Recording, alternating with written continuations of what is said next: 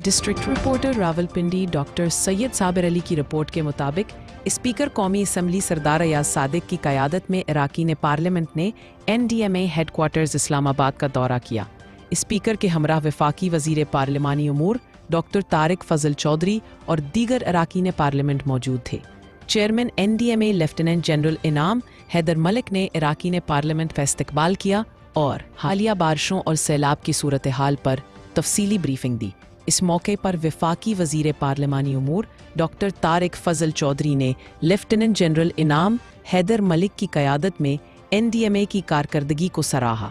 उन्होंने कहा कि NDMA वज़ीर आज़म की हदायत के मुताबिक सूबाई हुकूमतों के साथ भरपूर ताउन कर रही है। मज़ीद बरा डॉक्टर तारिक फजल चौधरी ने अफ़वाज पाकिस्तान के अफसरान और जवानों की फरमाने खिदमात को खराज तहसीन पेश करते हुए कहा कि पाक फ़ौज सैलाब मुतासरा इलाकों में बहाली के लिए कलीदी किरदार अदा कर रही है।